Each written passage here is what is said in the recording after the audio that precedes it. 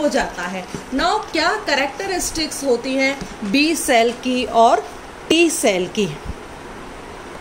जो B cell है, जो बी लिम्फोसाइट सेल होती है, वो उनका जो परिपक्वन है वो बर्ड्स के अंदर बुर्सा और फैब्रेसिस में होता है, और जबकि जो मैमल्स होते हैं, स्तनधारी जो होते हैं, उनका परिपक्वन बोन मैरो के अंदर होता है। मैचुरेटेड बी लिम्फोसाइट सेल्स की जो झिल्ली में एंटीबॉडीज़ के मॉलिक्यूल्स जो है वो प्रेजेंट रहते हैं, जो कि एक तरह से एंटीजन रिसेप्टर का काम ये करते हैं। ये बी लिम्फोसाइट्स पर लगभग 1.5 × 10⁵ एंटीबॉडीज़ के मॉलिक्यूल्स प्रेजेंट होते हैं, जो कि बी लिम्फोसाइट की झिल्ली पर। इसके अलावा बी लिम्फोसाइट की जो मेम्ब्रेन है उस पर और भी अलग तरह के मॉलिक्यूल्स पाए जाते हैं, जैसे कि B22 और CD45। ये मॉलिक्यूल्स सबसे पहले विकसित होते हैं और लाइफ लॉन्ग जो है वो इनके अंदर पाए जाते हैं। दूसरी तरह के जो मॉलिक्यूल हैं क्लास सेकेंड MHC मॉलिक्यूल, इन मॉलिक्यूल्स के कारण जो B lymphocyte antigen presenting cells का कार्य करती हैं।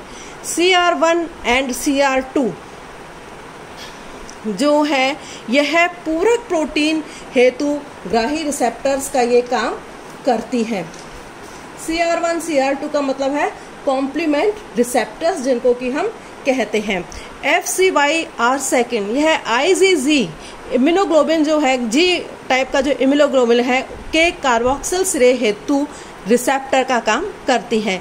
B7 यह सह उत्प्रेरक होता है, जो कि TH सेल्स पर CD28 के साथ में क्रिया करता है। नाउ स्मॉल लिम्फोसाइट पर जो उपस्थित एंटीबॉडीज एवं उपयुक्त एंटीजन के कारण जो है बी कोशिकाओं में क्लोनल सिलेक्शन प्रेरित होता है, जिससे बी कोशिकाएं जो है वो 4 से 5 दिन तक लगातार विभाजित होती रहती हैं, और विभाजित होने के बाद में ये प्लाज्मा सेल्स और मेमोरी सेल्स का निर्माण करती हैं। नाउ प्लाज्मा सेल्स क्या होती है? प्लाज्मा सेल्स की झिल्ली में जो एंटीबॉडीज़ नहीं पाई जाती हैं, लेकिन ये एंटीबॉडीज़ का सीक्रेशन करते हैं। मीन्स जो प्लाज्मा सेल्स बन रहे हैं, झिल्ली में कोई भी एंटीबॉडी नहीं पाई जाती है, लेकिन ये एंटीबॉडीज़ का सीक्रेशन करती हैं। सभी प्लाज्मा सेल्स जो है लास्ट में डिफरेंशिएशन के बाद में 1 से 2 सप्ताह के पश्चात मृत हो जाती हैं। मीन्स जो प्लाज्मा सेल्स होती हैं उनकी जो लाइफ साइकिल होती है वो 1 से 2 वीक तक होती है, जबकि जो स्मृति सेल या मेमोरी सेल्स हैं उनकी कोशिकाओं की उत्पत्ति के बारे में कुछ विवाद है। जैसे कि कुछ वैज्ञानिक के अकॉर्डिंग तो ये है कि जो बी सेल्स हैं जब उनका डिवीज़न होता है तो ये इनका असमान डिवीज़न होता है, अनइक्वल डिवीज़न होता है, जिससे एक सेल प्लाज्मा सेल बनती है, जबकि जो दूसरी सेल है वो मेमोरी सेल बनती है। और कुछ वैज्ञानिकों के अनुसार जो है स्मृति कोशिकाओं की उत्पत्ति पृथक से होती है या अलग से ही होती है। तो जो मेमोरी सेल्स होती हैं, ये सेल्स इनके प्रेजेंस में यदि पूर्व में कोई भी संक्रमण हुआ हो तो ये मेमोरी सेल्स उसको जीवन पर्यंत याद रखती हैं, और ये सेल्स आकारिकी में ये स्मॉल लिम्फोसाइट के जैसी ही होती हैं। केवल इनकी झिल्ली में विशिष्ट अणु उपस्थित या अनुपस्थित हो सकते हैं। तो ये मैंने अभी आपको बी सेल्स टी के बारे में बताया, प्लाज्मा सेल्स के बारे में बताया और मेमोरी सेल के बारे में बताया। अब मैं आप लोगों को बता रही हूँ टी लिम्फोसाइट सेल्स। जो टी लिम्फोसाइट सेल्स का मैचुरेशन थाइमस ग्लैंड के अंदर होता है, मैमल्स में थाइमस ग्लैंड के अंदर होता है, इसी वजह से इनको टी लिम्फोसाइट सेल कहा जाता है। बी लिम्फोसाइट के समान टी लिम्फोसाइट सेल्स की मेम्ब्रेन पर भी एंटीजन रिसेप्टर्स जो है वो प्रेजेंट होते हैं। ये एंटीजन रिसेप्टर्स संरचनात्मक रूप से एंटीबॉडीज से अलग तरह के होते हैं। मींस बी सेल्स पर भी एंटीजन रिसेप्टर्स पाए जाते हैं, टी सेल्स के ऊपर भी एंटीजन रिसेप्टर्स पाए जाते हैं, लेकिन स्ट्रक्चरली ये एंटीजन रिसेप्टर्स एक दूसरे से अलग होते हैं। तो बी सेल्स एंटीबॉडीज से भिन्न T cell receptors MHC binding antigen की पहचान कर पाते हैं।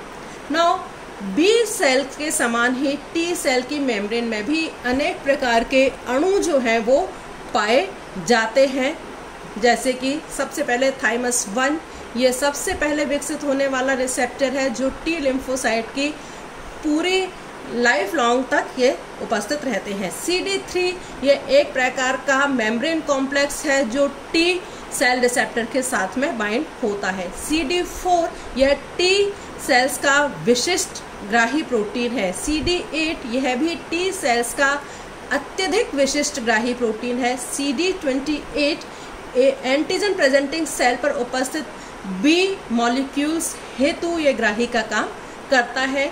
CD45 यह एक सिग्नल ट्रांसडक्शन वाला अणु होता है। एंड CD4 ग्राही युक्त T lymphocyte sales MHC second से संबंधित एंटीजन्स की पहचान करती हैं, जबकि जो CD8 ग्राही युक्त टी लिम्फोसाइट जो है वो MHC1 से संबंधित एंटीजन्स की पहचान करने का काम करती हैं। उचित एंटीजन से प्रेरित होकर जो टी सेल्स हैं वो विभाजित और विभेदित होकर के टी स्मृति सेल या मेमोरी सेल्स में और टी इफेक्टर सेल्स में रूपांतरित हो जाती हैं। प्रभावी कोशिकाएं निम्नांकित प्रकार की होती हैं। मीन्स जो प्रभावी कोशिकाएं हैं वो 2 तरह की होती हैं, मेनली 3 तरह की होती हैं। एक तो TH cell helper T cells, जिसको कि हम CD4 सेल्स भी कहते हैं। ये ग्राही युक्त कोशिकाएं हेल्पर टी कोशिकाओं का कार्य करती हैं। TC cells cytotoxic T sales, जिनको CD8 से भी रिप्रेजेंट किया जाता है, ये रिसेप्टर युक्त कोशिकाएं साइटोटॉक्सिक टी सेल्स का कार्य करती हैं। और TS cells T suppressor cells, यह TH और TC कोशिका के समान ही होती है, लेकिन इनकी उत्पत्ति के बारे में अभी ठीक से जानकारी, कुछ भी साइंटिस्ट को ठीक से जानकारी इनके बारे में नहीं है। Now comparison of lymphocytes involve in the immune system means हम टी सेल और बी सेल्स को किस तरह से डिफ्रेंशिएट करेंगे। जो टी सेल्स हैं और जो बी सेल्स हैं, हम उनको उनके origin, maturation and differentiation, longevity, उनकी मोबिलिटी, उनके component receptors, surface antibody and proliferation, immune system, immunity type, distribution, secretory products और सबसेट एंड फंक्शंस के आधार पर इनको हम आइडेंटिफाई कर सकते हैं। ऑरिजन, जो टी सेल्स हैं उनका ऑरिजन बोन मैरो के अंदर होता है या फिर थाइमस बोन मैरो में होता है, जबकि इनका भी बी सेल्स बोन मैरो के अंदर ही होता है। मैच्यूरेशन जो है टी सेल्स का थाइमस के अंदर होता है और जबकि बी सेल्स का बोन मैरो के अंदर होता है। लॉन्गेटिविटी, बी सेल्स का लॉन्गेटिविटी ज़्यादा होती है, मंथ और ईयर्स में होती है, जबकि बी सेल्स की शॉर्ट होती है, डेज और वीक की, मैंने अभी बताया था आपको, 1 से 2 वीक होती है। मोबिलिटी जो है टी सेल्स की काफ़ी ज़्यादा होती है और इनकी बहुत कम होती है। कॉम्प्लीमेंट रिसेप्टर्स जो है टी सेल्स में एब्सेंट होते हैं, जबकि बी सेल्स में पाए जाते हैं। इसी तरह से सरफेस एंटीबॉडीज़ जो हैं वो टी सेल्स में एब्सेंट होती हैं, जबकि बी सेल्स में ये प्रेजेंट होती है। प्रोलिफरेशन जो है ये डिपेंड्स अपॉन एंटीजेनिक स्टिमुलेशन के ऊपर डिपेंड करता है। Upon antigenic stimulation differentiate into plasma and memory cells में ये प्लाज्मा और मेमोरी सेल्स में डिफरेंशिएट हो जाती हैं। इम्यूनिटी टाइप, ये दोनों तरह की इम्यूनिटी शो करते हैं, सेल मीडिएटेड इम्यूनिटी भी शो करते हैं और ह्यूमरल इम्यूनिटी भी ये शो करते हैं, जबकि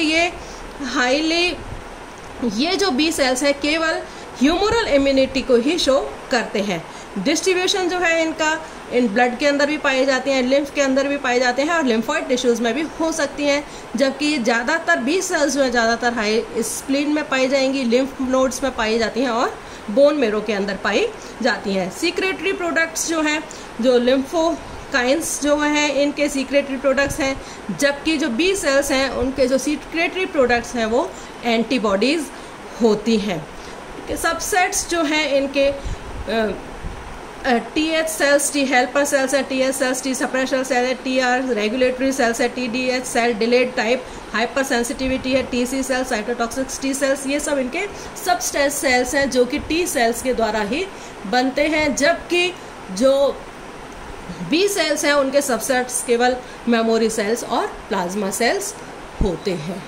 थैंक यू। आज हम यहीं तक पढ़ेंगे।